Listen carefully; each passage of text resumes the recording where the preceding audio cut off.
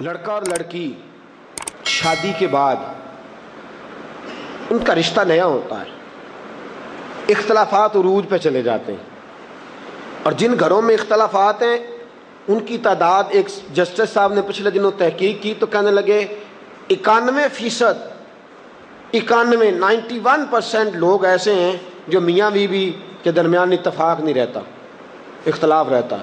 اور نقصان کیا ہوتا ہے؟ نقصان یہ ہوتا ہے کہ بچے اماں اپنی طرف کھینچتی ہے اور ابا جی، میں اکثر کہتا ہوں اماں پتہ کیا کہتی ہے؟ اماں کہتی ہے بیٹا تیرا ابا تو اچھا ہی نہیں تھا، یہ زیادتی کرتا تھا، تم 4 بچے پیدا ہو گئے تھے، میں چھوڑ کے کہاں جاتی، تمہاری خاطر بیٹھی رہی ہوں۔ ابا جی کہتے ہیں بیٹا تمہارے ننیال والے تو ظالم تھے اور تمہاری اماں تو رکھنے والی نہیں تھی، تم 3-4 بچے ہو گئے تو میں نے کہا کیا کروں، تمہاری خاطر میں نے اس کو بسایا۔ وہ ان کے خلاف کر رہا ہے، وہ ان کے بچوں دونوں سے مخالفت کرنی شروع کر دیتے۔ محبت پیدا کریں۔ اماں کو یہ چاہیے کہ اماں کہے کہ بیٹا تمہارے باپ نے بڑی محنت کر کر کے تمہیں رزق کھلایا، اور باپ یہ کہے کہ بیٹا تمہاری ماں نے میرے ساتھ بڑا کٹھن وقت گزارا۔ اب بچوں کے دلوں میں دونوں کی محبت پیدا ہوگی، بچے ہم سے بھی جڑیں گے، آپس میں بھی جڑیں گے، پیار فروغ پائے گا، نفرتوں کو فروغ دینے کی بجائے محبتوں کو۔ اچھا لڑکا اور لڑکی کی شادی ہوئی ہے، اب گھر گئے ہیں نا، لڑکی گئی ہے پیچھے تو بہن بھی غلط مشورہ دیتی ہے، اللہ ماشاءاللہ کہتی ہے اتنا قابو میں نہ کرنا، جب آئے نا مائیں بہنیں ناراض تو نہیں ہو جائیں گی۔ میں یہ بات بزرگوں کی لکھی ہوئی اور تجربے کی عرض کر رہا ہوں۔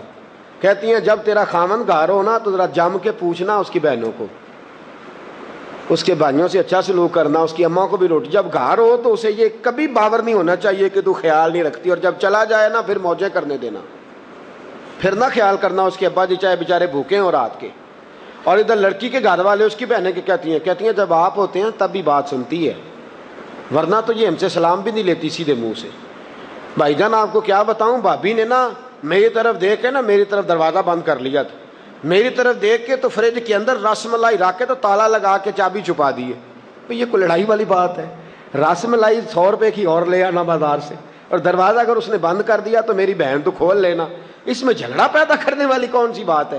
تو اس قدر نفرت کو فروغ، دونوں ایک دوسرے کے خلاف بھرا جا رہا ہے۔ اب سنیے حدیث، نبی پاک صلی اللہ تعالی علیہ وسلم نے فرمایا جس شخص نے کسی کو اس کی بیوی کے خلاف بھڑکایا، وہ چاہے کوئی بھی ہو، وہ چاہے بیوی کا ابا ہی ہو، اس کی ماں ہی ہو، اس کی بہن ہی ہو، فرمایا جس نے بیوی کو اس کے شوہر کے خلاف بھڑکایا، فرمایا اس بھڑکانے والے پر اللہ کی لعنتیں برسیں گی۔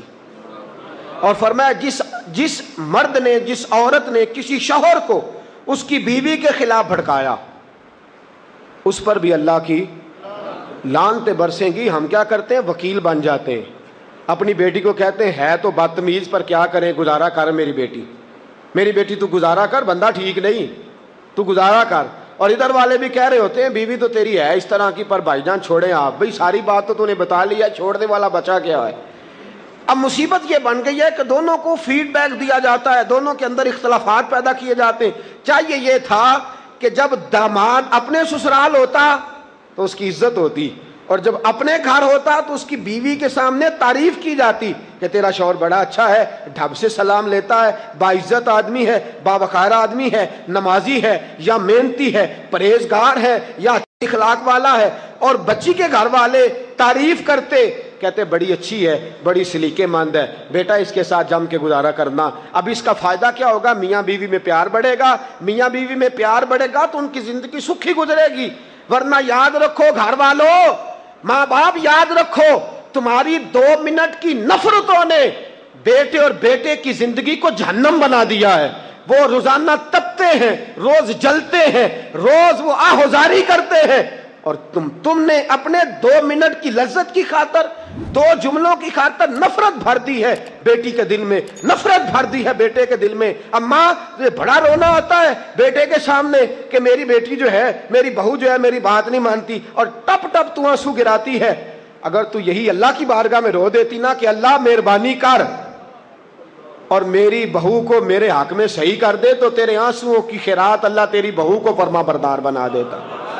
تیری بہو تیری فرما بردار بن جاتی، اور بیوی کے بھی بڑے آنسو گرتے ہیں کہ تیرے گھر والے بڑے برے ہیں، مجھ پہ بڑا ظلم کرتے ہیں، یہی آنسو اگر وہ سائیڈ پہ ہو کے اللہ کی بارگاہ میں بہا دیتی تو اللہ اس کے شوہر کے دل میں اس کی محبت پیدا کر دیتا۔ میرے دوستو، نفرتیں نفرتیں نفرتیں، روز میٹنگ ہوتی ہے، 2 منٹ شوہر اماں کے گھر گیا، اماں کے کمرے میں گیا تو اماں نے رو کے کہا کہ بڑا ظلم ہو رہا ہے مجھ پہ، بہن کے پاس گیا تو وہ رو پڑی، بیوی کے پاس آیا تو وہ رو پڑی، ایک بیچارہ باہر سے تنگ آیا، ایک گھر آیا تو مصیبت کھڑی ہے۔ میرے دوستو، جہنم بن گئے گھر معاذ اللہ تعالیٰ۔ تھوڑی توجہ لو، حدیث سننا، اور یہ روایت میں نے ایک جگہ نہیں، شاید میں نے 20 جگہ بیان کی ہو، اور جب میں پڑھتا ہوں تو سکون ہوتا ہے، بیان کرتا ہوں تو روح کو تازگی ملتی ہے۔ اختلاف رائے ہو گیا حضرت فاطمہ الزہرا رضی اللہ تعالی اور جناب علی المرتضی شیر رضی اللہ تعالی عنہ۔ ہم وکیل بنے ہوئے ہیں، وکیل، لڑکے والے لڑکے کے وکیل ہیں، لڑکی والے لڑکی کے وکیل ہیں، ہم وکیل بنے ہوئے، اختلاف رائے ہو گیا اور بات بڑی تو رنجش ہو گئی، اور روایت کون کر رہا ہے؟ حضرت علی خود۔ شیر کی باتیں بھی شیر ہی ہیں، ہر بندہ نہیں غلطی مان سکتا، کوئی دلیر ہی ہوتا ہے جو کھڑا ہو کے کہتا ہے مجھ سے غلطی ہو گئی۔ ہر اعلیٰ ظرف جو ہوتا ہے نا، اعلیٰ ظرف، وہ غلطی مانتا ہے، کم ظرف تو کہتا ہے میں اچھا ہی بڑا ہوں، مجھ سے کبھی ہوئی ہی نہیں۔ اعلیٰ ظرف جناب علی المرتضی شیر خدا خود فرماتے ہیں، کہتے ہیں آج غلطی میری تھی، فاطمہ کی غلطی نہیں، آج غلطی بولیے گا۔ ایک میرے دوست مجھے کہنے لگے حضرت صاحب آپ نے ایک دن فرمایا تھا کہ گھر والوں کے کام کاج میں ہاتھ بٹھانا حضور کی سنت ہے، تو بیوی میری کی طبیعت ٹھیک نہیں تھی، 2 کپ چائے بنا بیٹھا ہوں، ابا جی اور اماں جی جان نہیں چھوڑ رہے اس دن سے، کہتے ہیں کس لیے لائے ہیں اسے؟ تو چائے بنائے گا؟ آپ کہتا ہے جی آپ یا تو میرے ابا جی کو سمجھا دیں یا حدیث واپس لے لیں، دیانتداری کی بات کر رہا ہوں۔ کہنے لگے جی بیوی راضی ہے، اس کو میں نے چائے بنا کے دی اور ایک پونسٹان کی گولی لا کے دے دی، اس سے زیادہ نہیں، اور بیچاری ساری عمر 15 سال شادی کو ہو گئے میری خدمت کرتے، ایک چائے کا کپ بنا دیا ہے۔ اماں اس دن کی کہہ رہی ہے مینوں تو آج پتہ لگا ہے کہ تو مرید ہویا پیا ہے، تو ابا جی بھی اس دن کے میری جان نہیں چھوڑ رہے، تو آپ کہتے ہیں گھر کے کام کاج میں ہاتھ بٹانا سنت ہے، تو یہ بھی تو کوئی معاملہ کرے نا۔ اب میں کیسے ابا جی کو سمجھاؤں کہ یہ سنت ہے؟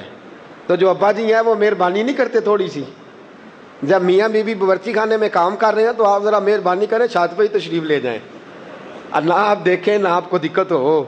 تو یہ عجیب ماجرا ہے کہ ہم نہیں محبت کو فروغ پانے دے رہے، جو ماں باپ ہیں، جو بہن بھائی ہیں، جو رشتہ دار ہیں، وہ محبتوں کو پروان نہیں اور بدگمانی پیدا کرتے ہیں۔ بہن بھائی بیٹھے ہیں تو اماں کہے گی بیٹھا ہوا تھا کل اپنی بہن کے پاس، بیٹی اب تیرے ساتھ کیسے اچھا سلوک کرے گا، چاہے وہ بیچارہ اس کو اسی کے حق میں سمجھا رہا ہو۔ اس قدر زیادتی، اس قدر زیادتی، اس قدر توڑا جا رہا ہے، جوڑنے والی بات ہی کوئی نہیں بچی۔ حضرت علی المرتضی شیر خدا کرم اللہ تعالی وجہ الکریم فرماتے ہیں غلطی میری ہے، جھگڑا ہو گیا ہے، حضور کو پیغام چلا گیا ہے، حضور نے نہیں فرمایا بیٹی تو گھر آ جا، میرے حبیب نے فرمایا تو وہیں رہ میں آتا ہوں۔ حضور تشریف لائے، شیر خدا فرماتے ہیں سارا کچھ تو مصطفیٰ پہلے ہی جانتے ہیں، وَعَلَّمَكَ مَا لَمْ تَكُنْ تَعْلَمْ وَكَانَ فَضْلُ اللَّهِ عَلَيْكَ عَظِيمًا، سارا کچھ تو پہلے جانتے ہیں، لیکن پھر بھی بات سنی اور سمجھ گئے کہ آج اجتہادی خطا شیر خدا کی ہے۔ فرماتے ہیں بات سن کے نہ تو حضور نے تبصرہ کیا کیا، یہ نہیں فرمایا کہ علی تو نے اچھا نہیں کیا۔ مجھے کوئی شخص کلیجے پہ ہاتھ رکھ کے بتائے کہ جتنا پیار سیدہ فاطمہ سے میرے رسول نے کیا ہے کوئی باپ اپنی بیٹی سے کر سکتا ہے؟ تاریخ میں کبھی ایسا ہوا ہے؟ فرمایا جس نے فاطمہ کو ہنسایا اس نے مجھے ہنسا دیا ہے، جس نے اسے ناراض کیا الفاطمہ تو بدعۃ منی، فرمایا فاطمہ الگ وجود نہیں، یہ تو میرے جگر کا ٹکڑا ہے، فاطمہ تو میرے وجود کا حصہ ہے، میرے محبوب کا شہزادی سے پیار۔ اور حضرت علی المرتضی خود کہہ رہے غلطی میری، حضور نے قریب بٹھایا اور فرمایا ضروری نہیں کہ تم لڑا کرو، شانے بن جاؤ، خبردار آج کے بعد جھگڑا کیا تو دعا کی یا اللہ ان دونوں میں محبت پیدا کر دے۔ یہ بات کہہ کے حضور اٹھے، اے محبوب قربان جائیں تیری عظمتوں پہ۔ حضور نے شہزادی کا ہاتھ پکڑا اور حضور کونے میں لے گئے۔ طبقات ابن سعد میں روایت موجود ہے، سید عالم صلی اللہ علیہ وسلم نے حضرت فاطمہ سے فرمایا فاطمہ علی تیرے شوہر ہیں، حضرت علی خود کہہ رہے ہیں کہ یہاں میں غلطی پہ ہوں، فاطمہ علی تیرے شوہر ہیں اور شوہر کو اللہ نے بڑے حق والا بنایا ہے، ضروری نہیں جیسے تو کہے ویسے علی کرے۔ میری بیٹی بڑی نازوں کی پلی ہوئی ہے، جتنی مصطفیٰ کے نازوں کی پلی ہوئی ہے تو پال بھی نہیں سکتا، تو سوچ بھی نہیں سکتا، تیرا وہاں گمان بھی نہیں جا سکتا۔ میرے حبیب صلی اللہ علیہ وسلم نے فرمایا فاطمہ ضروری نہیں کہ جیسے تو کہے علی ویسے کرے بھی، بیٹی خبردار آج کے بعد تیری شکایت نہ آئے، خبردار آج کے بعد علی کوئی بات کر بھی دے تو صبر کر، حوصلہ کر۔ عزت والے رسول کی عزت والی بیٹی نے گردن جھکا دی۔ حضرت علی فرماتے میں سن رہا تھا، جب فاطمہ جھکی فرماتے میں دوڑا آیا، آ کے حضور کا ہاتھ تھاما اور سینے سے لگا لیا، کہا محبوبہ فاطمہ کو تو نہ ڈانٹے، حضور فاطمہ کو تو کچھ نہ کہیں، یا رسول اللہ صلی اللہ علیہ وسلم فاطمہ کو کچھ نہ کہیں، حضور غلطی میری ہے، اور علی وعدہ کرتا ہے آج کے بعد میری شکایت کوئی نہیں آئے گی۔ حضور ماں باپ کے لیے روشن مثال، ماں باپ گھر والے سمجھیں کہ ہم جوڑنے والے بنے، توڑنے والے نہ بنے، غلط مشورے نہ دو، گھر برباد نہ کرو۔ تم نے چند جملے کہہ دیے اور بیٹی کے دل میں نفرت پیدا کر دی، شوہر کے لیے چند جملے کہہ دیے اور خامد کے دل میں نفرت پیدا کر دی بیوی کے لیے، یہ کیا تم فروغ دے رہے؟ محبوب کریم صلی اللہ علیہ وسلم نے فرمایا یہ اگر بیٹی کی کسی موقع پہ غلطی نہیں بھی ہے تو ڈانٹ بیٹی کو دیا، اگرچہ الگ بلا کے ڈانٹ دیا۔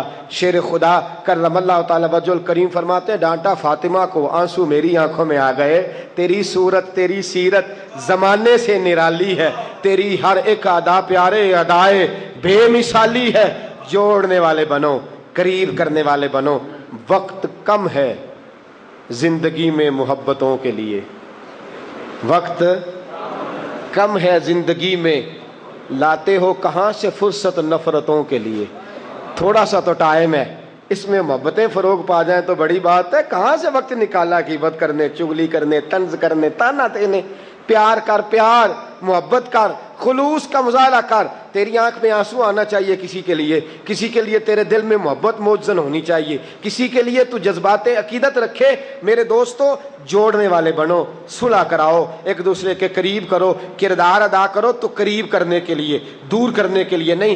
کسی کے حق میں، یہاں تو ایسے بھی لوگ ہیں جو ابا جی کے خلاف اس کے بچوں کو بات بتا رہے ہوتے، اور میری بہنیں میں ہاتھ باندھ کے گزارش کروں گا، ہاتھ باندھ کے، ایک کبیرہ گناہ اکٹھا کرتی ہو تم، کبیرہ گناہ جب شوہر کو اس کی اماں اور اس کے ابا کے خلاف بھڑکاتی ہو، اگر وہ نافرمان ہو گیا نا ماں باپ کا تو اپنے لیے تو جہنم کٹھی کرے گا، تم بھی حصے دار بن جاؤ گی۔ خدا را اس بات سے پرہیز کرو، کبھی بھی اس کے ماں باپ کے خلاف نہ بھڑکاؤ۔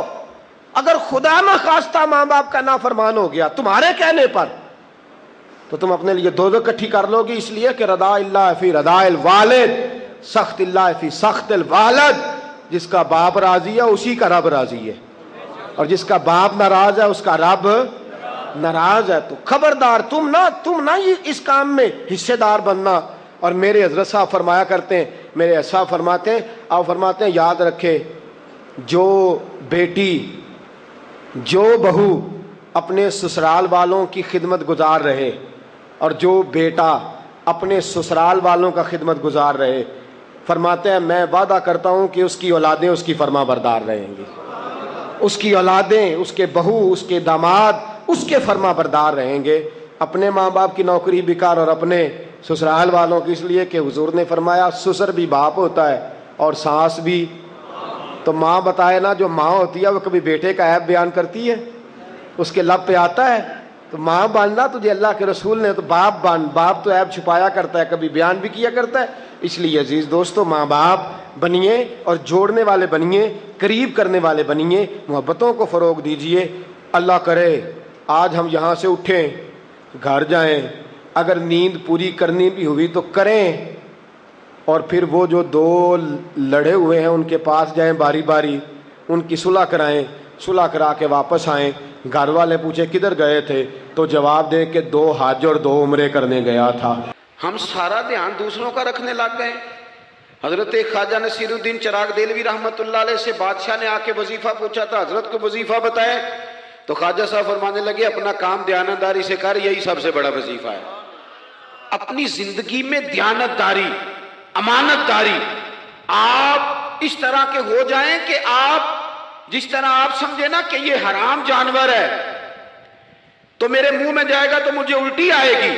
آپ کبھی دیکھیں نا کہ حرام گوشت کوئی آپ کو بتا دے، آپ 2 لقمے آپ نے کھا بھی لیے، لطف آیا، تو کسی نے کان میں کہا یہ تو ذبح ہی نہیں ہوا تھا، بیمار تھا، تو الٹی آ جاتی ہے کہ نہیں؟ بولو، کہہ آ جاتی ہے؟ انسان کا ذہن قبول کرتا ہے حرام کھانے کو؟ 2 کلو گوشت پہ الٹی آتی ہے تو 2 کروڑ روپے پہ کیوں نہیں آتی؟ ہمارے ایک دوست ہیں، یونیورسٹی کے لیکچرار ہیں، مجھے ایک دفعہ فرمانے لگے پیر صاحب عجیب بات ہے، ایک بندے کو نا کہیں جوتا پڑا مل گیا، بڑا قیمتی تھا پر ایک پیر تھا جوتے کا۔ ہماری دیانتداری کچھ اس طرح کی ہے، ایک پیر ملا، جوتا بڑا قیمتی تھا، مہنگا تھا، تو اس نے اس کا مالک ڈھونڈنا شروع، یہ کس کا ہے، یہ کس کا ہے، یہ کہ وہ شور کر رہا ہے، لیکن تھوڑا سا آگے جا کے جوتے کا دوسرا پیر مل گیا، پر اس نے مالک ڈھونڈنا بند کر دیا۔ اس کو اب اس کا دوسرا پاؤں مل گیا تو اب اس نے، یعنی کئی دیانتدار بڑے دیانتدار ہیں لیکن دوسروں کے معاملے میں، اپنے معاملے میں نہیں، اپنی زندگی میں انصاف کریں۔ میں مسجد میں جمعہ پڑھاتا ہوں، میں نے ایک دن اپنے ایک مدرسے کے طالب علم سے پوچھا، بیٹا جمعرات کو میں نے پوچھا، میں نے کہا صبح جمعہ میں تقریر کیا کرنی ہے؟ کہتے میں جو فیصلہ نہیں کیتا۔ میں کہا تو بڑا مولوی ہے نا، میں چھوٹا، میں تو جمعہ پڑھا کے شام میں فیصلہ کر لینا بھی اگلے جمعے کی بیان کرنا ہے۔ کیوں؟ میں چاہتا ہوں میں ممبر سے دیانتدار رہوں، میں ایک ہفتہ تیاری کروں، میں نے قوم کو اللہ رسول کا دین بتانا ہے۔ میرا یہ مقصد تو نہیں ہے کہ 1 گھنٹہ مجھے ملے تو میں نے کسی طریقے سے اسے پار کرنا ہے۔ آپ اپنے کام کے ساتھ ہمیشہ دیانت کا مظاہرہ کریں۔ اگر آپ دیانتدار ہو جائیں، حضرت سعید بن عامر رضی اللہ تعالیٰ عنہ کو حضرت عمر نے کہا میں آپ کو ایک صوبے کا گورنر بنانا چاہتا ہوں، رو پڑے، فرمانے لگے اس قابل نہیں ہوں۔ آپ کہیں، مجھے بھی آپ کہہ دیں کہ فلانا عہدہ ملتا ہے تو تیار ہے ساری دنیا، کون انکاری ہے اس کام سے، سب تیار بیٹھے، لیکن روتے تھے لوگ کا جناب میں کہاں کر سکتا ہوں۔ حضرت عمر نے لگا دیا حمص کا گورنر۔ کچھ مہینوں کے بعد حضرت عمر تشریف لے گئے، جا کے پوچھا کہ کیسا ہے، تو پہلے تو ایک لسٹ منگوائی حضرت عمر نے، کچھ مال آیا ہے تو مختلف صوبوں میں بانٹنا ہے، غریبوں کی لسٹ لاؤ۔ ان کے صوبے کی لسٹ آئی تو تیسرا نام گورنر صاحب کا تھا۔ وہ کہا تمہارا گورنر مسکینوں غریبوں میں؟ کہنے لگے حضرت صاحب جو لسٹ بنانے والے تھے وہ کہنے لگے اب ان کے وجود پر جو کپڑے ہیں جگہ کوئی نہیں بچی، پیوند کہاں لگانے ہیں۔ دامان توکل کی یہ خوبی ہے کہ اس پر پیوند لگے ہوتے ہیں پر دھبے نہیں ہوتے، پیوند لگے ہوتے ہیں پر دھبے نہیں ہوتے۔ حضرت عمر نے معلومات کی ان کے صوبے میں جا کے، تمہارا گورنر کس طرح کا ہے؟ عرض کی حضور 4 شکایتیں۔ یہ جمہوریت ہے؟ آج تو ہر سیاسی جماعت میں ڈکٹیٹرشپ ہے، آج کہاں جمہوریت ہے؟ آج تو آپ جتنے شاہ کے وفادار ہو جائیں گے اتنا اچھا عہدہ لیں گے، جتنا مرضی قابل بندہ ہو جماعت کے اندر، لیکن اگر وہ پورا تابع دار نہیں تو نظام نہیں چلتا، جتنا مرضی قابل ہو۔ حضرت سعید بن عامر رضی اللہ تعالیٰ عنہ 4 شکایتیں، عام آدمی شکایتیں کر رہے ہیں۔ حضرت عمر نے کہا کون کون سی؟ انہوں نے کہا جی پہلی شکایت یہ ہے کہ ہمارے گورنر، توجہ ہے میرے بھائیوں کی، انہوں نے کہا جی پہلی شکایت یہ ہے کہ گورنر صاحب صرف دن کو ملتے ہیں، انہیں رات کو بھی لوگوں سے ملنا چاہیے۔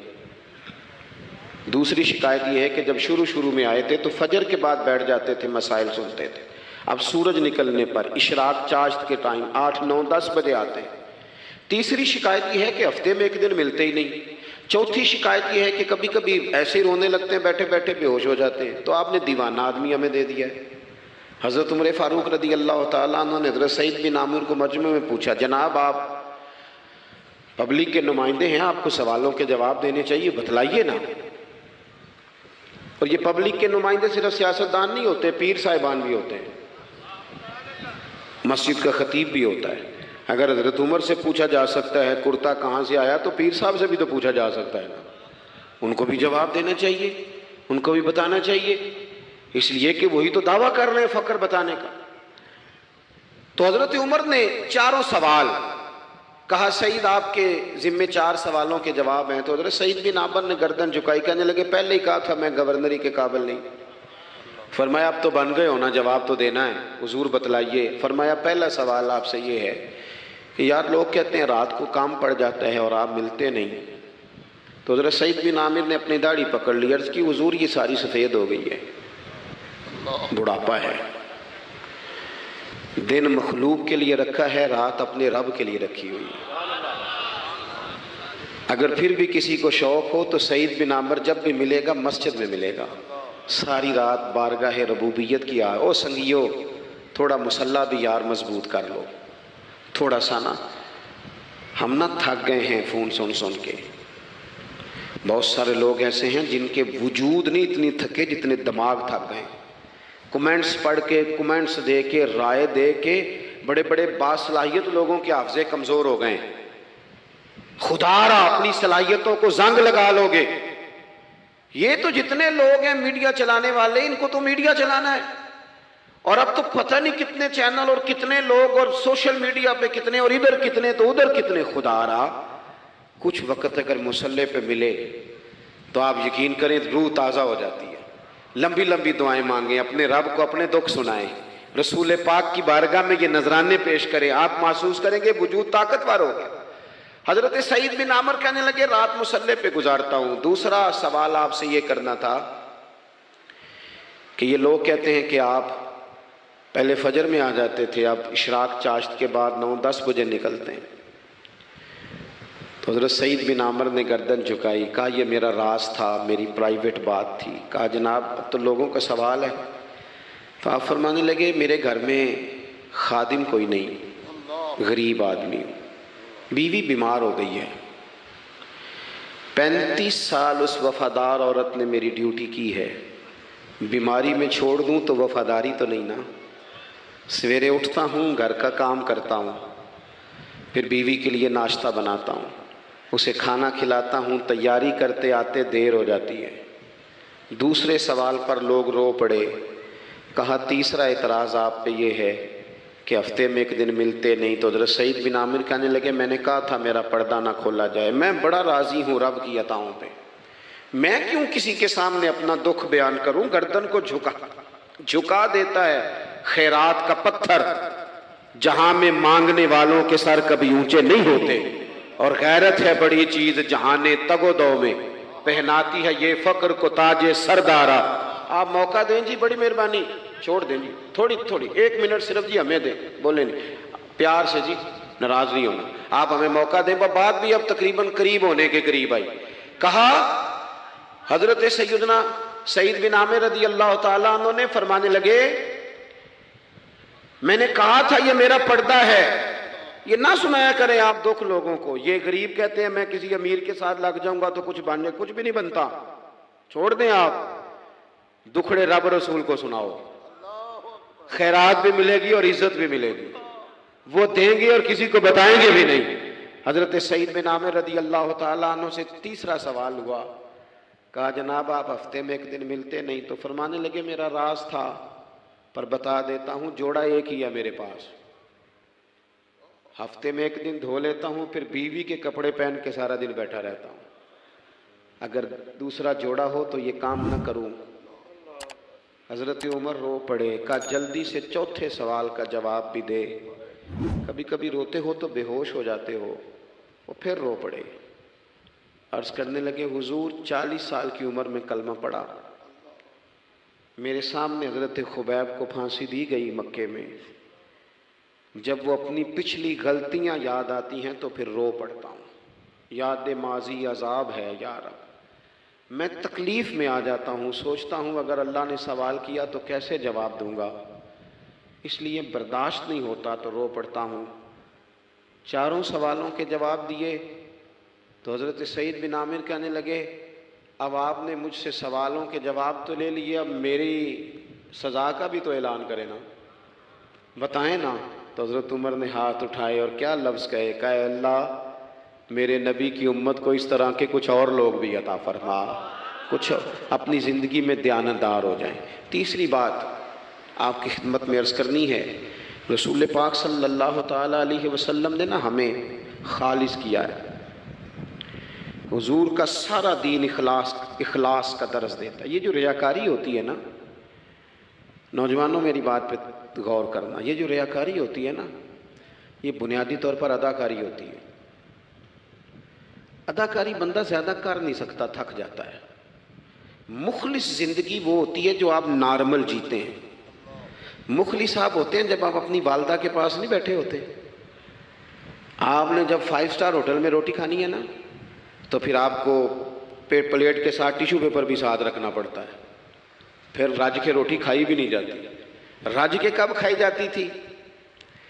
میں ایک جگہ مجھے بڑے اچھے ہوٹل میں رکھا گیا اور مجھے بڑا انہوں نے محبت کی، تو جب میں لوٹ رہا تھا نا واپس پاکستان، تو مجھے کہہ رہے تھے آپ کو مزہ تو آیا ہوگا۔ میں نے کہا نہیں جی، سچ پوچھیں تو پھر یہ ہے کہ مزہ جب بھی آتا تھا جب اماں سویرے روٹیاں پکاتی تھی، وہ کہندی سی پتر ہے پیڑا نہ اتنے کول ہی لے آیا، تو اس کے پاس بیٹھتے تھے، تو پھر اماں جب سالن دیتی تھی تو کہتی تھی ہور نہیں ہو ملنا، دوجیاں نوں بھی دینا ہے۔ اور پھر لطف اس وقت آتا تھا جب بار بار کہتے تھے اماں جی چلو تھوڑا جاتے تھے ہونا ہونا تھوڑا جا، تو پھر اماں کئی دفعہ کہتی تھی کہ میں نے وہ اس سے نکال کے فریج میں رکھ دیا، بڑے بھائی نے کام سے آ کے روٹی کھانی ہے، اب یہ برتن ہے اسی کو صاف کر لے۔ او بھائی، میں نے اپنے ابا جی کو دیکھا خودداری کا، میں نے ایک دن ان سے پوچھا، میں کہ ابا جی تو انہوں پسند کی ہے؟ ہم پڑھتے تھے نا انٹرویو اخباروں میں، تو 2-4 سوال ہر بندہ پوچھتا تھا، اب تو انٹرویو زیادہ لوگ لیتے ہیں تو اب تو کبھی اتنا موقع ہی نہیں ہوتا کس کا سنیں کیا کریں، یہ تو چھوڑ دیا کام۔ اخبار میں کبھی انٹرویو آتا تھا تو مسجع مقفع ہوتا تھا، لکھنے والے بھی اچھے ادیب ہوتے تھے، جملے چبھتے نہیں تھے طبیعت، تو 2-4 سوال بڑے ضروری ہوتے تھے، پھول کون سا پسند ہے، کھانے میں کیا پسند ہے، رنگ کون سا پسند ہے، یہ 2-4 سوال ہر ایک سے ہوتے تھے۔ میں نے اپنے والد صاحب سے ایک دن پوچھا، میں کہ ابا جی تو انہوں پسند کیے؟ تے فرمان لگے پتر جے تے لگی ہوئے بھوک تے پھر ہر تے جے نہ لگی ہوئے تے پھر نخرے ہی نخرے نے، تو اس لیے بھوک لگی ہو۔ وہ ہمیں پتہ کیا بتاتے تھے، میں آج بھی نا بہت ساری چیزیں گاڑی میں رکھ لیتا ہوں، آج بھی جو کھانا اپنی مرضی سے کھاتا ہوں وہ پیٹ بھر کے کھایا جاتا ہے، جو تصویروں کی شدت سے باہر ہوتا ہے وہ کھایا جاتا ہے، اس کو آپ قبول کر لیتا آپ کا وجود۔ یاد رکھنا میرے عزیز، میرے نبی پاک صلی اللہ علیہ وسلم نے فرمایا ہے بہترین روٹی وہ ہے جو تو اپنے ہاتھوں کی کمائی سے کھاتا ہے، وہ بہترین رزق ہے جو تو، اور حضور نے فرمایا اللہ کے نبی حضرت داؤد محنت کر کے کھانا کھاتے، دعوتوں پہ جا جا کے تو بندہ بیمار رہنے لگ جاتا ہے، وہ تو کام ہی ختم ہو جاتا ہے۔ والد صاحب کہا کرتے تھے کہ لو میں پا دیتے نے تانوں دانے پڑولے چ تے ماں تہاڈی نے تانوں چار پا دیتا ہے، لو ہن تانوں پرواہ نہیں ساریاں گرمیاں، موج کرو، یہ اصل تھا ہمارا۔ اس پہ واپس آ جائیں، اس پہ آ جائیں، یہ صحت افزا روٹیاں یہ کھائیں، بڑی گاڑیوں کا اور بڑی چیزوں کا شوق چھوڑ دیں، محنت ڈٹ کے کریں، لیکن زندگی اصل پہ لے آئیں، اصل زندگی خالص ہوتی ہے۔ میرے نبی پاک صلی اللہ علیہ وسلم نے فرمایا ریاکار، میں پوری حدیث نہیں سناتا اشارہ کرتا ہوں، حضور نے فرمایا ریاکار اگر عالم بھی ہو، ریاکار اگر سخی بھی ہو، حتیٰ کہ صحیح حدیث میں فرمایا ریاکار شہید بھی ہو اور ماری جائے اس نیت سے کہ لوگ مجھے شہید کہیں گے، تو فرمایا صبح قیامت اللہ ان اعمال پر بھی اجر عطا نہیں کرے گا۔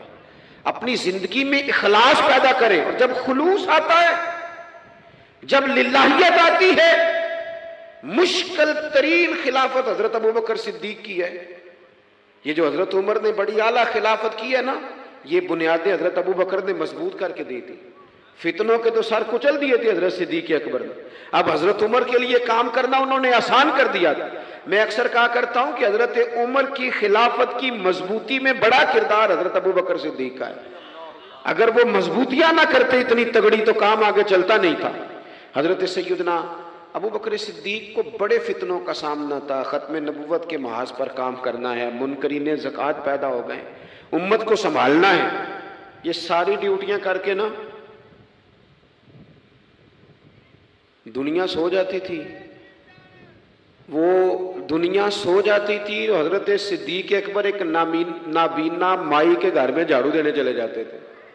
جب بندہ مخلص ہو جاتا ہے نا، ایک نابینا معذور عورت جھاڑو دے رہے ہیں، جب تھوڑا سا وقت بچتا نا عصر کے لیے، یہ ٹائم میں نے اپنے لیے رکھا ہوا ہے، تو مدینہ شریف میں ایک بیوہ تھی جس کی 5-6 بیٹیاں تھی، بیٹا کوئی نہیں تھا، اس کے گھر جاتے تھے، بکریوں کا دودھ دھو کے آتے تھے، معمولی آدمی نہیں، خلیفہ وقت کی بات، کس لیے یہ کام روحانی تسلی کا باعث بنتے، یہ کام آپ کو سکون دیتے ہیں، یہ آپ کے اندر وہ طاقت پیدا کرتے ہیں کہ آپ لڑ سکتے ہیں دنیا سے.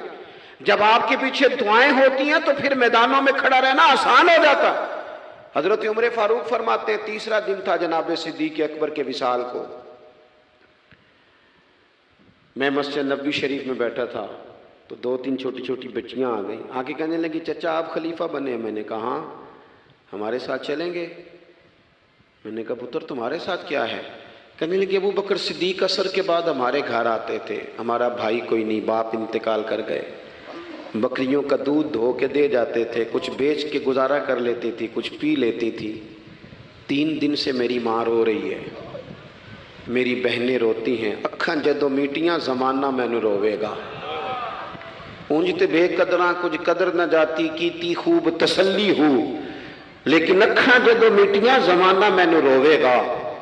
اپنا تے اپنا بیگانہ بھی مینوں روے گا. جدوں نہ میں دسیا میں خاراں نوں میخانے وچ، پھر جام ٹوٹ جان گے تے میخانہ مینوں روے گا. کئی لک لک رون گے تے کئی بک بک رون گے، گلیاں دا یانا تے سیانا مینوں روے گا. اور کسی نے کہا تھا میرے مرنے پہ ہر سو شور مچ جائے گا دیکھو گے. یہ رحمت کی امید لگاتے کہا، کرم کی امید، عاجزی سے کہا، نذرانے میں کہا کسی درویش نے. کہنے لگے میرے مرنے پہ ہر سو شور مچ جائے گا دیکھو گے. کہنے الوداع سرکار خود تشریف لائیں گے. اور کسی نے کہا تھا کہ بعد مرندے مکھڑا میرا ہو جاوے جے تازہ، پھر سمجھ لینا محبوب میرے نے آن پڑیا جنازہ. تو بھائی اپنی زندگی میں اخلاص پیدا کرے. ہم نا غریب لوگ بھی امیروں سے تصویر کھنچوانا پسند کرتے ہیں، امیروں سے. اپریشیٹ کرنا چاہیے محنت کرنے والے آدمی کو. جس کو پسینہ آ گیا نا ریڑھی پہ کھڑے ہوئے، وہ بڑا باوقار آدمی، اسے پسینہ آ گیا. میں ابھی بھی کبھی کبھی جوتا گنڈوا لیتا ہوں، چونکہ میں نے دیکھا ہے میرے ابا جی مجھے کہتے تھے لے جا جتیاں توڑے پا کے ساریاں گنڈا لیا، تو یاد ہے تو میں ابھی بھی چلا جاتا ہوں. تو ہمارے ایک پرانے موچی ہیں، میں ان کے پاس ایک دن، وہ بڑے خوددار آدمی، 5 روپے کے 10 دے دیں نا، وہ ان کو 10 دے دو، کہتے چوکا اپنے 5 روپیے. وہ ایک شاعر بیٹھے تھے نا، تو شاعر بھی بیچارے کئی اسی طرح کے ہوتے ہیں، ناراض نہ ہو جائیں شاعر، لیکن وہ کئی دفعہ نا ان کو بھی دیکھ کے لگتا ہے کہ کئی دنوں سے بیچارے نے روٹی نہیں کھائی. تو موٹی چادر لیے گرمیوں میں کسی چوک میں بیٹھا تھا نا شاعر، تو کوئی بندہ جاتے ہوئے 5 روپے دے گیا. اس نے کہا یہ کیا ہے؟ کہنے لگا کھانا شانا کھا لینا. پر شاعر نے کمال بات کی، اس نے کہا یہ آرزوئے کرم اور میں آپ سے کروں، یہ آرزوئے کرم اور میں آپ سے کروں، یہ بھیک اس کو دیجیے جس کا خدا نہ ہو. اور میرے اعلیٰ حضرت کیا کہتے ہیں؟ کہتے ہیں کروں مدح اہل دول رضا.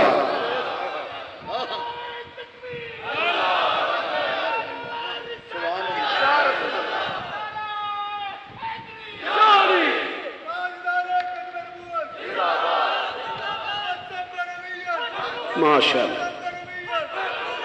تو آپ حضرات میری بات سنیں گے، اپنی زندگی میں اخلاص لائیں، للہیت لائیں.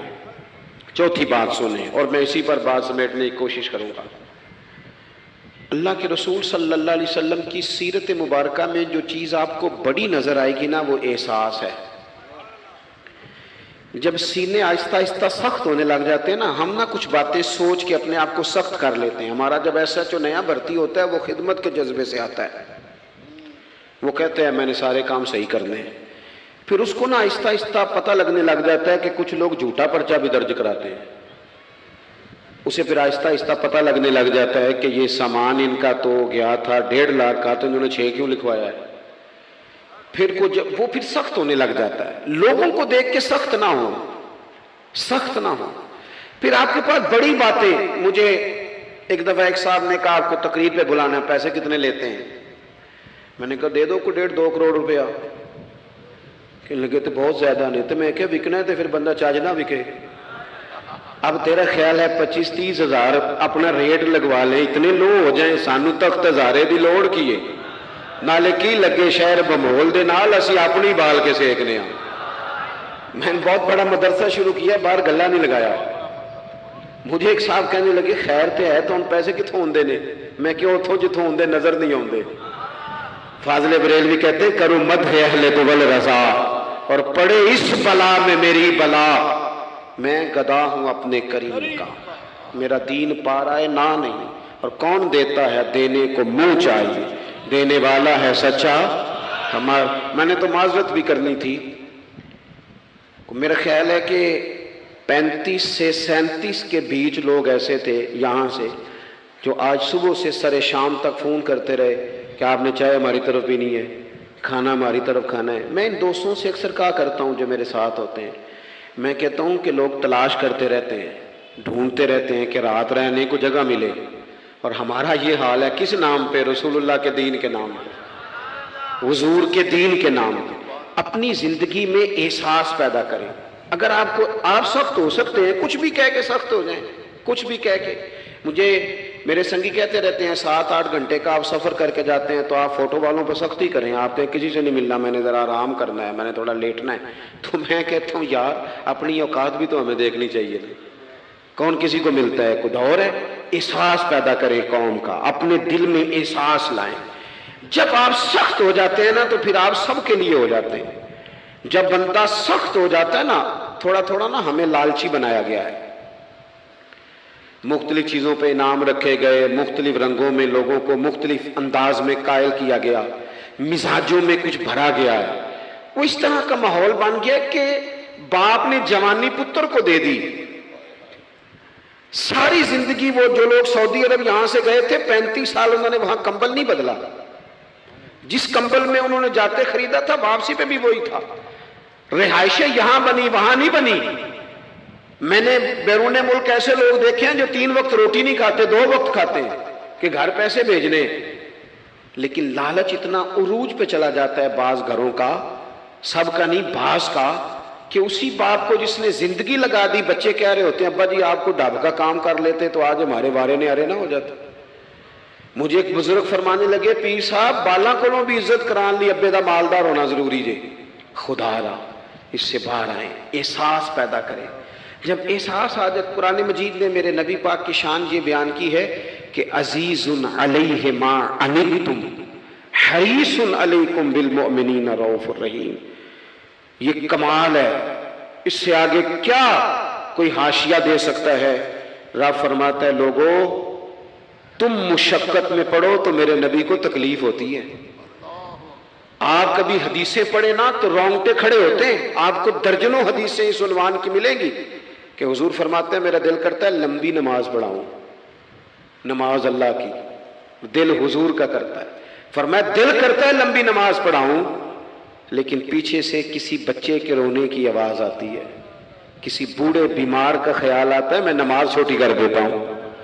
حضور فرماتے ہیں میرا دل کرتا تھا ہر وضو کے ساتھ مسواک ضروری قرار دے دوں، پر تمہیں تکلیف ہوگی، نہیں ضروری قرار دے۔ آپ احساس کی شدت تو دیکھیں۔ فرمایا میرا جی چاہتا تھا کہ میں تہجد اپنی امت پہ ضروری قرار دے دوں، لیکن میں نے اپنی چاہت نہیں دیکھی، غلاموں تمہاری نیند دیکھی ہے۔ وہ دوستو اتنا احساس، دشمن جب قابو آتے ہیں نا۔ میں نے ایک اور بھی عرض کرنی ہے چلتے چلتے، جو سیاسی فرقہ واریت ہے نا آج ملک کے اندر، آپ جس جماعت کو ٹھیک سمجھا آپ نے، آپ وہاں چلے گئے، جس نے جس کو ٹھیک سمجھا، لیکن ہم سب سے پہلے مسلمان ہیں، اس کے بعد پاکستانی ہیں۔ ہمیں اخلاقیات کا دائرہ کبھی نہیں چھوڑنا۔ اختلاف کے بھی آداب ہوتے ہیں، اختلاف جس سے بھی کریں دلیل کی حد تک کریں، اس کی ذات تک اتر کے نہیں۔ مہذب قومیں یہ کام نہیں کرتی۔ حضرت ابو ایوب انصاری نے حضرت عمر سے اختلاف کیا اور سخت کیا، کہا جناب یہ آپ نے، حضرت عمر کو بات کرنے لگے تو حضرت ابو ایوب انصاری کھڑے ہو گئے، کہنے لگے یا حضرت ابو ذر غفاری کھڑے ہو کے کہنے لگے نہ آپ کی بات مانیں گے نہ آپ کی اطاعت کریں گے۔ فرمایا میں نے کیا کیا ہے؟ تو کہنے لگے چادر تو ایک بٹی تھی، تو آپ نے اسی چادر کا کرتا اسی کا تامت کیسے بنا لیا؟ حضرت عمر فاروق نے، انہوں نے سوال کیا تھا، حضرت عمر نے دلیل دی، فرمایا میرے بیٹے سے پوچھ لو۔ حضرت عبداللہ ابن عمر کہنے لگے ایک چادر چونکہ مجھے بھی ملی تھی میں نے اپنے ابا کو دے دی، لہذا کرتا بھی بن گیا۔ اور اب ہمارے ہاں نا دلیل ملنے پر بھی لوگ اعتراض نہیں چھوڑتے، کیونکہ ذاتی ہوتا ہے نا، دلیل تک تو اختلاف ہوتا نہیں۔ او میرے بھائی، اختلاف کے بھی آداب ہونے چاہیے. تو کسی نے کہا تھا کہ تعلق توڑ دینے کے بھی کچھ آداب ہوتے ہیں, کسی کو چھوڑ دینے کے بھی کچھ آداب ہوتے ہیں. اور کسی نے کہا تھا کہ قاتل کو کوئی قتل کے آداب سکھائے, دیکھو دستار کے ہوتے ہوئے سر کاٹ رہا ہے. کوئی ایک چیز چھوڑ دے. ہمارے ہاں اتنی شدت ہو گئی اور بچے ہمارے ورکر سیاسی جماعتوں کے خدا رہا, آپ نے یہی بسنا ہے, یہی رہنا ہے, یہ آپ کے اپنے لوگ ہیں, مہربانی کریں آپ ضرور ہائی لائٹ کریں کسی کی غلطی, لیکن دائرہ تہذیب کبھی نہ چھوڑیں. کبھی مجھے تو ایک دو دفعہ ملے, میں نے ان سے کہا مہربانی کریں, آپ کیا مزہ لے رہے ہیں آپ قوم کو تقسیم کر کے, خدا را کچھ سوچیں. آپ کا شغل لگا ہوا ہے اور یہاں غریب کا یہ حال ہے کہ یہ ابھی عید آ رہی ہے نا, ہم نے بھی کچھ نیکیاں بند کر دی ہیں بعض چیزوں پہ. یہ رمضان شریف گزرا نا, میرے جیسے آدمی کو لوگ نیک سمجھتے ہیں اور اپنے دکھڑے سناتے ہیں. یہ رمضان گزرا ہے تو بیٹیوں کی شادیاں شروع ہوئی ہیں. اب لڑکوں والے تو نیک ہو گئے, اب تو وہ جہیز ہی نہیں مانگتے. یہ خبر پتہ ہے آپ کو؟ منڈے والے داج منگنا چھڈتا جی, وہ نیک ہو گئے. وہ کہندے اسی تہاڈے کو جہیز نہیں لینا, بس 600 بندے دی روٹی پکانی تسی تے صحیح پکانی جے منڈے دے 11 ایکو واری آنا ہے. کبھی نہیں روٹی کھائی لڑکے کے دوستوں نے اپنے گھر. رمضان میں کھل کر سخاوتیں کرنے والوں رمضان کے بعد بھی سوچا کرو, اور راشن ونڈن والے لوگوں عیدوں بعد بھی بھوک لگ دیجئے, عیدوں بعد بھی بھوک لگ دیجئے. رمضان میں ثواب زیادہ ہے لیکن سخاوت تو سارا سال ہی ہے. تو یہ اعمال نامہ قیامت کے دن ہوگا, جو مشرک ہوگا اسے معاف نہیں کیا جائے گا. اور دوسرا سیدہ عائشہ صدیقہ رضی اللہ تعالیٰ عنہ فرماتی ہیں کہ نبی پاک علیہ السلام نے فرمایا, ایک معاملہ حقوق العباد کا, بندوں کا بندوں کے ساتھ معاملہ. کسی نے کسی کی ذلت کر دی, رسوائی کر دی, مال دبا لیا, تانا دیا, تکلیف دی, فرمایا یہ دوسرا اعمال نامہ ہے, یہ بھی رب اتنی دیر تک معاف نہیں کرے گا جب تک بندہ بندے کو معاف نہیں کرے گا, یہ معاف نہیں کیا جائے گا. اور تیسرا فرمایا معاملہ اللہ اور بندوں کا ہے, عبادت کا معاملہ ہے, نماز کا معاملہ ہے, روزے کا معاملہ ہے. فرمایا اس میں رب بڑا کریم ہے, اپنے فضل سے فیصلہ کرے گا, چاہے تو عذاب دے اور چاہے تو اپنے فضل سے بندوں کو معاف فرما دے, چاہے تو اپنے فضل سے معاف کر دے. 3 قسم کے معاملات قیامت میں ہوں گے. حقوق العباد کے معاملے کو درمیان میں بیان کیا گیا. ہم نا جذبات کا, احساسات کا خیال رکھنا چھوڑتے جا رہے ہیں. مجھے اپنی روٹی عزیز ہے, میں باہر سے آیا ہوں اور میں نے آ کے گھر کے اندر تلخ باتیں شروع کر دی, سخت جملے کسنا شروع کر دیے کہ میں باہر سے آیا ہوں, میرے لیے کھانا نہیں پکا. میں نے یہ دیکھا ہی نہیں کہ شاید پکانے والا بیمار ہی نہ ہو, کہ میں نے پوچھا ہی نہیں کہ جو گھر کے اندر تھا وہ کسی تکلیف میں نہ ہو. میں نے یہ احساس ہی پیدا نہیں کیا کہ میں نے بڑی سخت باتیں اپنی والدہ سے کر دیں, اپنی اہلیہ سے کر دیں, اپنی بہن سے, اپنے والد سے کر دیں, لیکن ان کے بارے میں نے یہ تصور ہی نہیں کیا کہ احساسات کس قسم کے ان کے ہوں گے. حقوق العباد کے مسئلے میں نا ہم لاپرواہ ہو گئے, لاپرواہ. حقوق العباد کے معاملے میں اپنے آپ کو سمجھائیں, قائل کریں, نماز ذوق سے پڑھیں, نماز شوق سے پڑھیں, نماز توجہ سے پڑھیں, اسے کبھی ہلکا نہ جانیں.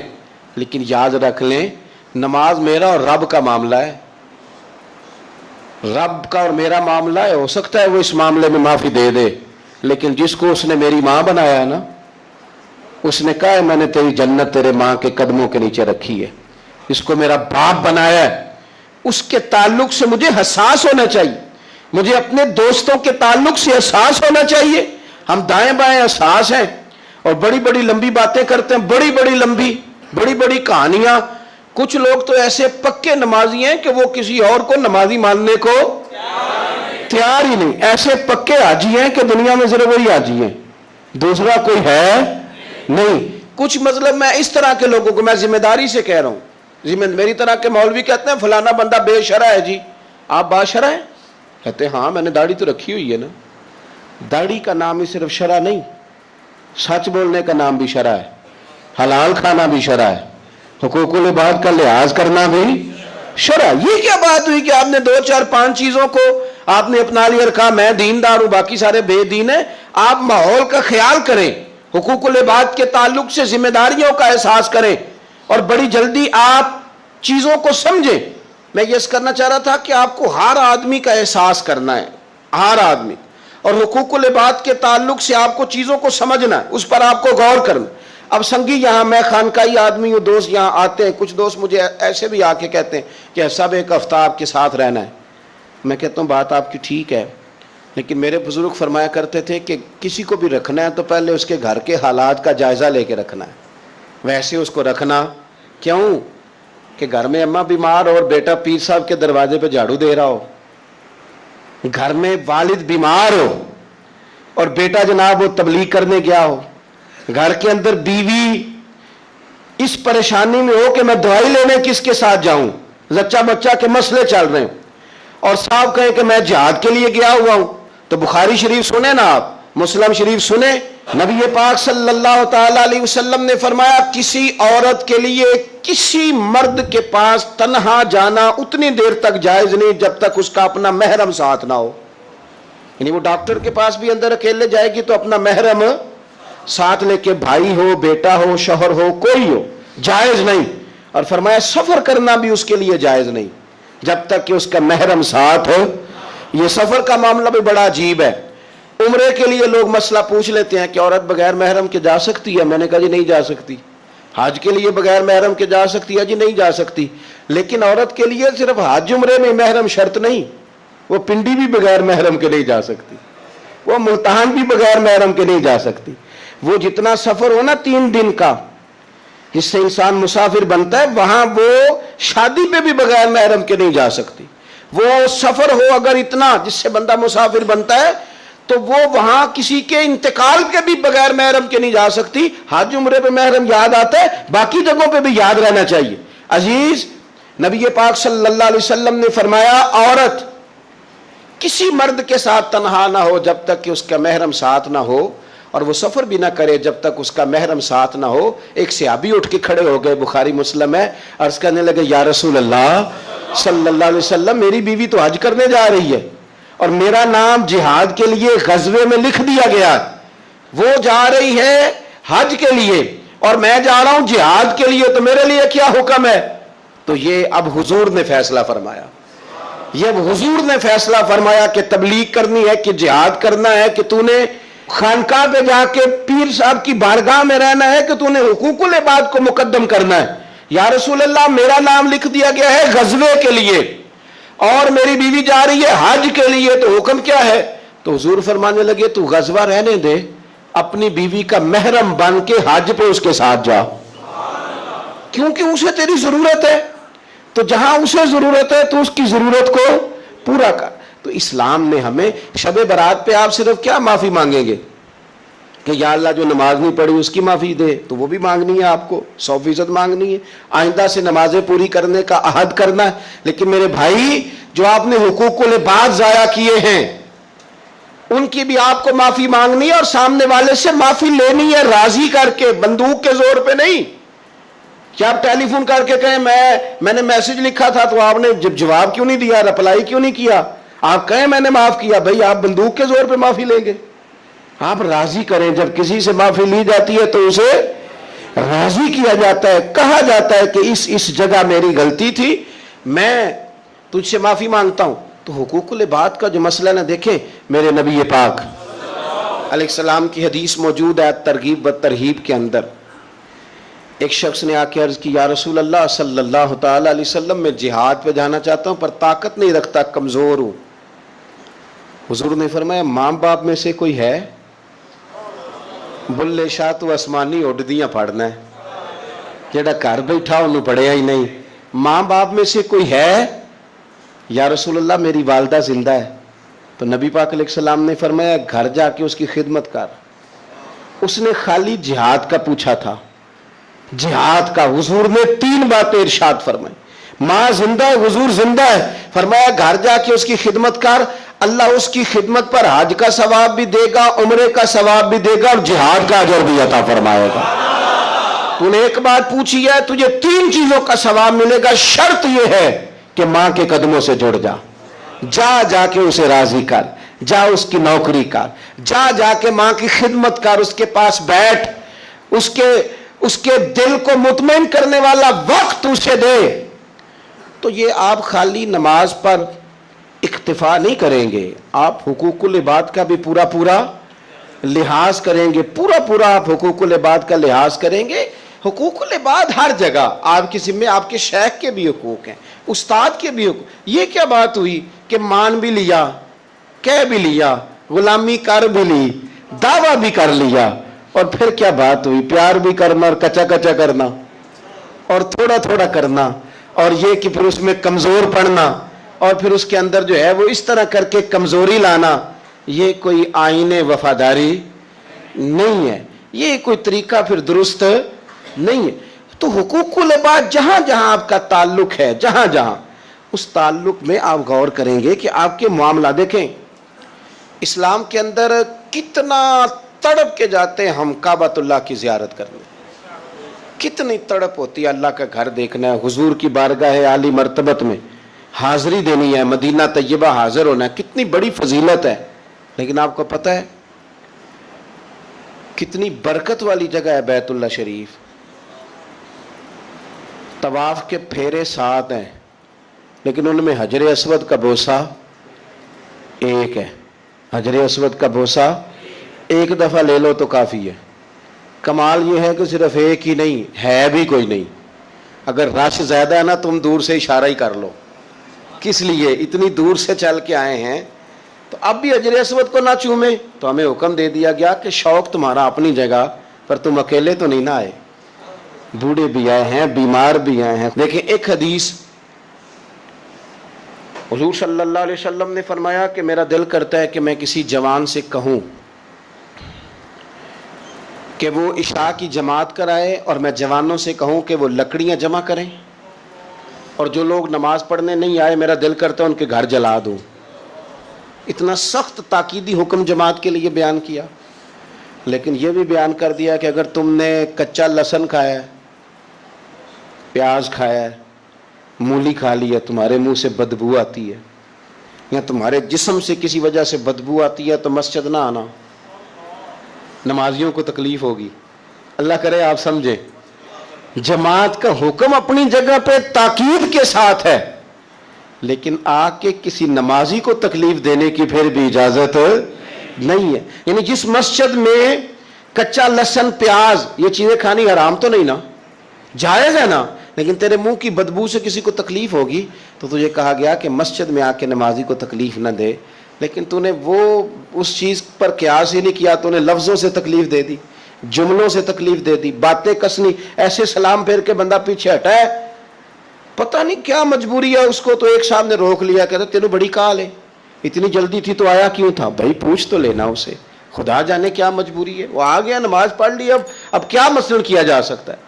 تو اس طرح نہ کریں۔ وہ کسی نے کہا تھا میرا اس شہر عداوت میں بسیرا ہے جہاں لوگ سجدوں میں بھی لوگوں کا برا سوچتے ہیں، لوگ سجدوں میں بھی لوگوں کا برا سوچتے ہیں۔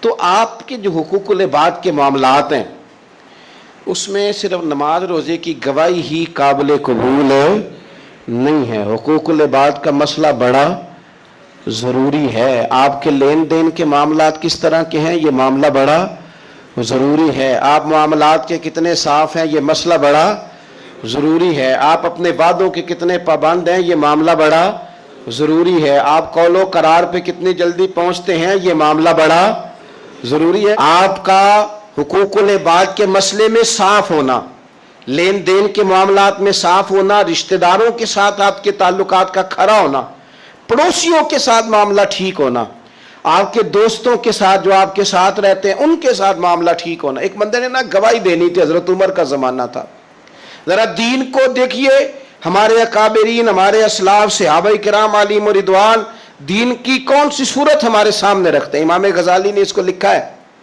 حضرت عمر فاروق رضی اللہ تعالیٰ عنہ کا زمانہ تھا تو کوئی مسئلہ، کوئی مقدمہ پیش ہوا تو ایک صاحب کسی کی گواہی دینے لگے اور تعریف کرنے لگے، بندہ بڑا اچھا ہے، بندہ بڑا اچھا ہے۔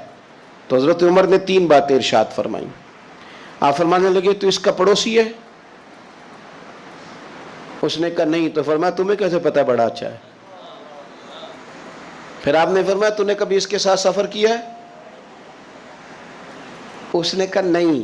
تو آپ نے فرمایا پھر تجھے کیسے پتا کہ بندہ بڑا اچھا ہے؟ تیسری بات ارشاد فرمائی، فرمایا کبھی درہم و دینار کا لین دین کیا ہے؟ کہا حضور نہیں. تو فرمایا پھر تمہیں کیسے پتا بندہ بڑا اچھا ہے؟ جب وہ تینوں سوال اس کے ساتھ ہو چکے تو حضرت عمر نے کہا، جناب عمر نے، حضرت عمر فرمانے لگے اچھا تو نے اسے نماز پڑھتے دیکھا ہوگا، تو نے اسے مسجد میں عبادت کرتے دیکھا ہوگا، تلاوت کرتے دیکھا ہوگا. کہا حضور ہاں.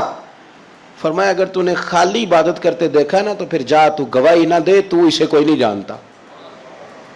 خالی گواہی عبادت پر نہ دے، حالانکہ وہاں بھی گواہی ہے، مسجد میں آتا جاتا دیکھو تو صاحب ایمان ہونے کی گواہی دو، لیکن اس کے معاملات کی گواہی، اس کی صفائی اور ستھرائی کی گواہی یہ آپ تبھی دیں گے جب آپ کا اس کے ساتھ لین دین کا کوئی تعلق رہا ہوگا. حضرت عمر نے فرمایا خالی نماز دیکھ کے گواہی نہ دے، خالی نماز دیکھ کے گواہی نہ دے.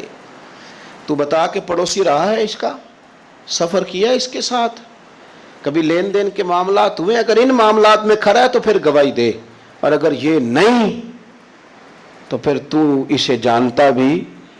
اپنے معاملات کو صاف رکھیں، صاف رکھیں. آپ کو پتہ ہے نبی پاک صلی اللہ علیہ وسلم نے جلد بازی سے منع کیا ہے، جلد بازی کسی کام میں نہ کرو، لیکن فرمایا 2-4 کاموں میں جلد بازی کرو.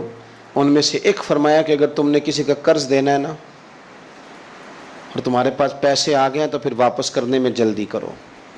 معاملات کی جو صفائی ہے نا حقوق العباد کے تعلق سے، وہ اتنا ضروری کام ہے کہ نبی پاک صلی اللہ تعالی علیہ وسلم نے نا منبر پر بیٹھ کر کن دنوں، جن دنوں حضور کے وصال ظاہری کے دن قریب تھے، تیز بخار تھا، منبر پر بیٹھ کر قریب محبوب نے فرمایا تھا لوگوں، رب نے ایک بندے کو اختیار دیا ہے، چاہے تو دنیا میں رہے اور چاہے تو اس کی بارگاہ میں حاضر ہو جائے. اس بندے نے جانے کا ارادہ کر لیا. حضور فرماتے ہیں میں تمہارے بیچ رہا ہوں، اگر میری وجہ سے تکلیف پہنچی ہو تو بدلہ لے سکتے ہو. یہ اس طرح کی دعوت نہیں تھی نا جس طرح کی ہم دیتے ہیں. حضور کے لیے تو کسی نے گمان بھی کیا تو گناہگار ہوگا، مجرم ہوگا. لیکن ایک صحابی حضرت عکاشہ بن محصن اٹھ کے کھڑے ہو گئے، عرض کی یا رسول اللہ صلی اللہ علیہ وسلم، ایک جنگ کے موقع پر آپ نے مجھے درہ مارا تھا، میں نے بدلہ لینا ہے. تو حضور نے فرمایا درہ منگایا جائے. حضرت بلال گئے سیدہ فاطمہ کے گھر درہ لینے. سیدہ پاک رضی اللہ تعالیٰ عنہ فرمانے لگی بلال درہ اور اس کیفیت میں؟ تو کہا اماں جی یہ معاملہ ہے، بی بی صاحبہ یہ مسئلہ ہے. تو حضرت فاطمہ نے دونوں شہزادے ساتھ بھیجے. کہنے لگی عکاشہ سے کہنا میرے پتر دونوں حاضر ہیں، 100 درہ مارے. لیکن حضور کی طبیعت صحیح نہیں ہے، ان کے قریب نہ جائے کوئی. وہ درہ آیا تو حضرت حسنین کریمین بھی ساتھ تھے. حضور نے دیکھا شہزادوں کو تو بات سمجھ گئے فاطمہ نے کیوں بھیجا. تو محبوب کریم نے بٹھا دیا، فرمایا عکاشہ یہ لو نا اور بدلہ لو. جناب عکاشہ درہ لے کے آگے بڑھے تو ہر صحابی کی آنکھوں میں آنسو آئے، ہر صحابی. قریب آ کے کہا حضور کمر سے کپڑا ہٹائیے، میری پشت، اس وقت اس پہ کپڑا نہیں تھا، ننگی تھی جب درہ لگا تھا. حضور نے کپڑا ہٹایا تو جناب عکاشہ نے درہ دور پھینکا اور حضور کی کمر مبارک کو چومنا شروع کر دیا. دیر تک چومتے رہے اور پھر کہنے لگے حضور یہ آج میرا ہی مقدر تھا، اللہ نے مجھے یہ موقع دینا تھا. کس ظالم نے، کس نے آپ سے بدلہ لینا تھا؟ یہ تو ایک موقع بنایا تھا حضور کے قریب جانے کا. تو حضور نے فرمایا جس نے جنتی کی زیارت کرنی ہو میرے عکاشہ کی کر لے. تو میرے عزیز آپ اپنے معاملات کو جلدی سے صاف کریں، حقوق العباد کے معاملے میں جلدی سے اپنے آپ کو کلیئر کریں. دیکھو یہ معاملہ بڑا سخت ہے، بڑا سخت. ایک درویش فرمایا کرتے تھے میں دوست تعلق تھوڑے بناتا ہوں، جتنے لوگ کم ہوں گے حقوق بھی اتنے کم ہوں گے. ہمیں بڑا شوق ہے تعلقات بنانے کا، لیکن حقوق ادا کرنے کی ہم پوزیشن میں نہیں ہے. ہمارے چینل کو لائک کریں، سبسکرائب کریں اور مزید ہمیں بتائیں کہ آپ کس طرح کی ویڈیوز دیکھنا پسند کرتے ہیں. جزاک اللہ.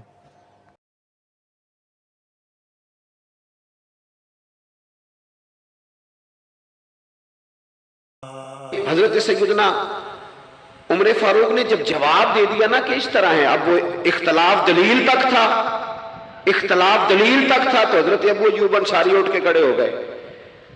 اعتراض کیا، جواب مل گیا تو پتہ کیا فرمانے لگے؟ کہنے لگے عمر رب تجھے میری طرف سے بہتر سلا دے، اب تو حکم کر، ہم سنیں گے بھی اور تیری اطاعت بھی کریں گے، اب ہم آپ کے پیچھے چلیں گے امیر المومنین۔ تو دلیل تک رکھیں چیزوں کو، دلیل مل جائے تو بات کو ختم کریں۔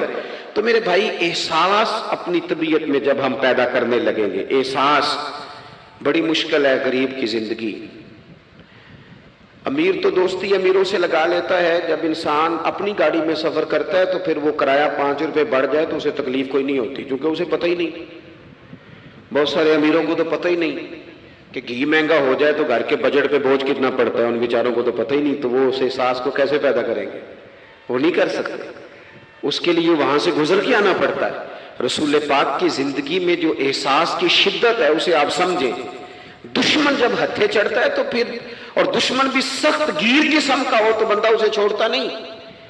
لیکن حضرت انس بن مالک فرماتے ہیں کہ یہ جو لوگ بدر میں آئے تھے یہ کوئی پھول لے کے نہیں آئے تھے ہاتھوں میں، گجرے پھولوں کے لے کے نہیں آئے تھے، تلواریں لے کے آئے تھے، اور پوری انہوں نے جنگ لڑی، 14 صحابہ شہید کیے، لیکن جب ان کو لا کے باندھا گیا نا مدینے میں تو غصہ تھا صحابہ کو، کس کس کے ہاتھ باندھے۔ حضرت عباس بھی تھے، جب وہ ہائے ہائے کرتے تھے نا، مخالف تھے۔ توجہ ہے میری بات پر؟ او بھائی، جو پیار بیٹی پہ آتا ہے وہ بہو پہ بھی تو آنا چاہیے نا، اس پر بھی تو وہ بھی تو کسی کی بیٹی ہے نا۔ اگر تجھے اپنے بیٹے کی دھوپ تنگ کرتی ہے تو ملازم کے پتر اگر دھوپ میں کھڑے ہیں تو وہ بھی تو تجھے احساس ہونا چاہیے، ورنہ خود غرض ہو جائیں گے ہم۔ بات ختم کر رہا ہوں، غور کرنا۔ حضرت انس بن مالک کہتے ہیں میں مسجد نبوی شریف میں حاضر ہوا تو بے چینی کے عالم میں کبھی حضور ادھر جاتے تھے، کبھی ادھر آتے تھے، کبھی ادھر جائے، یا رسول اللہ کیا ہوا؟ یہ وہ لوگ تھے جنہوں نے ستایا تھا، آج باندھا ہے، حضور کیا ہوا؟ تو نبی کریم فرمانے لگے تم نے رسیاں زور سے باندھی ہیں، یہ ہائے ہائے کرتے ہیں، مجھے نیند نہیں آتی، ان کی رسیاں ڈھیلی کر دو۔ عزیز علیہ ما عنتم، حضور کے سینے میں درد رہا، وہ درد کبھی حضور کو طائف لے جاتا، کبھی کہیں، اور وہ درد کی وہ پیار کی شدت اتنی تھی کہ جب بڑی تکلیف دی نا میدان احد میں اور دانت مبارک شہید کر دیے تو حضرت صدیق اکبر نے کہا یا رسول اللہ دعا کریں یہ تباہ ہو جائیں، تو ہاتھ اٹھائے نبی پاک نے، دعا کیا کی؟ کہا اللہ انہیں ہدایت دے دے، انہیں پتہ ہی کوئی نہیں یہ کیا کر رہے ہیں۔ تو میرے عزیز، ایک تو اپنی زندگی میں سچ لائیں، خدا را سچ بولیں، آپ پکے وعدے کریں۔ میں ایک دن اپنی مسجد کے امام صاحب سے عرض کر رہا تھا، میں کہہ رہا تھا اگر آپ کہتے ہیں نا کہ 4:20 پہ فجر ہوگی تو 21 پہ نہ پڑھائیں، آپ نے وعدہ کیا 4:20 کا، قوم کو تو انتظار کرنا چاہیے 1-2 منٹ، کوئی حرج نہیں، لیکن ہم جو وعدے کرتے ہیں ہمیں بھی پورے کریں، سچ بولیں، دیانتداری کا مظاہرہ کریں، زندگی خالص گزاریں، جس کے ساتھ بھی وقت گزاریں اس کی خیر خواہی کریں، مخلص ہو جائیں، اور اپنی زندگی احساس والی کریں۔ امام غزالی فرمایا کرتے تھے تو بانٹنے کا ارادہ کر، رب بانٹنے کی توفیق بھی دے دے گا، تو پروگرام تو بنا۔ اللہ کی بارگاہ میں دعا کرتا ہوں جن احباب نے اتنا سارا پنڈال اتنی محبت اور جد و جہد سے سجایا ہے، اللہ تعالیٰ انہیں دین دنیا کی برکتیں عطا کرے، ہم سب کو دولت اخلاص عطا فرمائے۔ آخر دعوایا ان الحمدللہ رب العالمین۔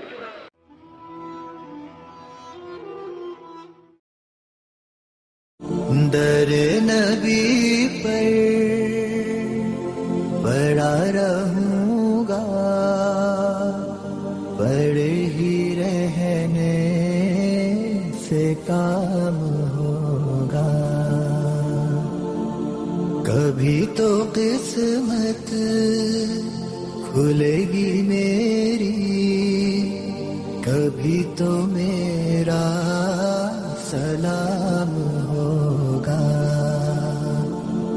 در نبی پر پڑا رہوں گا، پڑے ہی رہنے سے کام ہوگا، خلاف معشوق کچھ ہوا ہے، نہ کوئی عاشق سے کام ہوگا، خلاف معشوق